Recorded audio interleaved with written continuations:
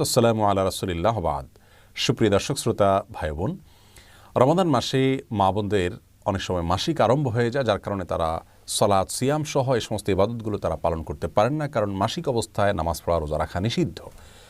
তখন একজন মা বোন রমাদানের ইবাদত বন্দেগীর মাধ্যমে কিভাবে তিনি রমাদানকে সার্থক করতে পারেন, আজ আমরা সে বিষয়ে কথা বলবো ইনশাআল্লাহ।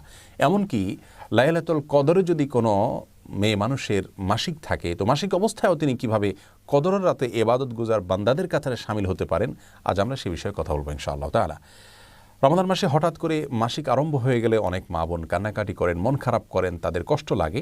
এই কষ্ট লাগা ইসলাম শরীয়তের দৃষ্টিকোণ থেকে প্রশংসনীয়, কারণ ইমানদার ব্যক্তি ভালো কাজ করার পরিকল্পনা ছিল কিন্তু করতে পারেননি, এরকম পরিস্থিতিতে এসে তার মধ্যে কষ্ট লাগা কাজ করবে, সেটা তার ইমানদারিত্বেরই পরিচয় বহন করে। তিরমিজি বর্ণিত হাদিসে এমনটি বলেছেন নবী সাল্লাল্লাহু আলাইহি ওয়াসাল্লাম। তিনি ইরশাদ করেছেন, মান সাররাতহু হাসানাতুহু ওয়া সাআতহু সাইয়্যাতুহু ফাহুয়াল মুমিন। যে ব্যক্তির ভালো কাজ তাকে আনন্দ দেয় আর তার মন্দ কাজ হয়ে গেলে, ভুল কিছু হয়ে গেলে পরবর্তী তার কষ্ট লাগা কাজ করে, এই ব্যক্তি তো ইমানদার। এটাই ইমানদারিত্বের পরিচয়।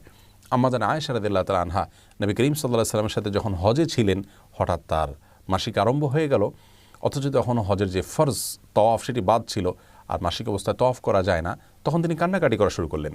নবী করিম সাল্লাল্লাহু আলাইহি সাল্লাম তাকে সান্ত্বনা দিলেন যে আল্লাহ তাআলা ফয়সালাকে মেনে নেওয়া এটাও একটা ইবাদত, এবং আর বিকল্প তিনি কী কী কাজ করতে পারেন সেগুলো তাকে পরামর্শ দিলেন। অতএব মুসলিম মেয়েদের মধ্যে ইবাদত করতে না পারার কষ্ট এবং দুঃখবোধ তাদের ভিতরে যদি থাকে, জাগ্রত হয়, তাহলে সেটি প্রশংসনীয়, সেটি নিন্দনীয় নয়। তবে সেটি যদি হাউতাসের পর্যায়ে চলে যায়, ভৎসনার পর্যায়ে চলে যায়, তাহলে কিন্তু আবার সেটি গুনাহে পর্যবসিত হতে পারে। সাধারণ দুঃখ লাগা বা কষ্ট লাগা এটা হতেই পারে, বরং ভালো। একজন ঋতুবতী নারী রমাদান মাসে ঋতু অবস্থায়ও যেভাবে তার ওই সময়টাকে তিনি সফল এবং সার্থক সময় হিসাবে কাটাতে পারেন এবং রূপান্তর করতে পারেন, তার জন্য আমরা কয়েকটি পরামর্শ দিতে চাই। প্রথম পরামর্শ হলো, আল্লাহর ফয়সালা মেনে নেওয়া। এটা কিন্তু ইবাদতের গুরুত্বপূর্ণ একটি পার্ট, বরং মূল পার্ট বলতে পারি আমরা। ইবাদতের মূল কনসেপ্টটাই হলো আল্লাহ রাব্বুল আলামিনের সমস্ত আদেশ নিষেধ, আল্লাহর সমস্ত সিদ্ধান্তগুলোকে মেনে নেওয়া। অতএব আপনাকে আল্লাহ রাব্বুল আলামিন মাসিক দিয়েছেন, অসুস্থতা দিয়েছেন, শারীরিক দুর্বলতা দিয়েছেন, আল্লাহর এই ফয়সালাকে যদি আপনি হাসি মুখে বরণ করে নেন, তাহলে এটা কিন্তু একটা বড় ধরনের ইবাদত হয়ে যাচ্ছে। বিধায় সেটিকে আমাদের মাথায় রাখতে হবে, এবং সেই সাথে এও মনে রাখতে হবে যে নবী সাল্লাল্লাহু আলাইহি ওয়াসাল্লাম ইরশাদ করেছেন, কোনো ব্যক্তি যদি সুস্থ অবস্থায় কোনো ইবাদত করে থাকে, হঠাৎ তিনি অসুস্থ হয়ে যান, যেটা তার হাতে নয়, এমন কিছু সমস্যা চলে আসে, তখন সুস্থ স্বাভাবিক অবস্থায় তিনি যে ইবাদতবন্দি করতেন, অসুস্থ এবং অস্বাভাবিক পরিস্থিতিতে পড়ার কারণে যে ইবাদত করতে পারছেন না, আল্লাহ তাআলা তাকে স্বাভাবিক অবস্থায় যে ইবাদত করতেন সেরকম সওয়াব দান করবেন। অতএব মন খারাপ করবার মতো বিষয় নয়, এবং অস্থির হয়ে ব্যাকুল হওয়ার বা ভৎসনা করার মতো বিষয় নয়, বরং সবর করতে হবে, আল্লাহর ফয়সালাকে মেনে নিতে হবে। দ্বিতীয় পরামর্শ হলো, নবী আলাইহিস সালাম বলেছেন, মান হাম্মা বিহাসানাতিন ফালাম ইয়ামালহা। যে ব্যক্তি কোনো ভালো কাজ করার প্রতিজ্ঞা করেছে, প্ল্যান করেছে, কিন্তু করতে পারল না, ফালাহু বিহা হাসানা, তাহলে সে যে ভালো নিয়ত করেছিল এই জন্য তিনি কিন্তু সওয়াব পেয়ে যাবেন। অতএব মা বোনরা ইবাদত বন্দেগীর প্ল্যান আগে থেকে করে থাকলে ইনশাআল্লাহ সে অনুযায়ী তারা সওয়াব পাবেন, মন খারাপ করার কোনো কিছু নেই।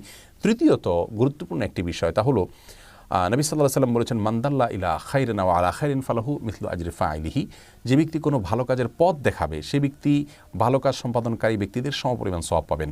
মা বোনদেরকে আমরা বলবো যে আপনি নামাজ পড়তে পারছেন না, রোজা রাখতে পারছেন না, কিন্তু পুরুষদের রোজা রাখতে আপনি হেল্প করছেন, তাদের সাহর ইফতারের ব্যবস্থা করছেন, আপনি তাদেরকে সাহরি খেতে ডেকে দিচ্ছেন, রোজা রাখার জন্য সন্তানদেরকে উদ্বুদ্ধ করছেন, নামাজ জন্য তাদেরকে ডেকে দিচ্ছেন, জামাতে শামিল হওয়ার জন্য তাদেরকে সাহায্য করছেন, সময় অনুযায়ী তাদেরকে স্মরণ করিয়ে দিচ্ছেন।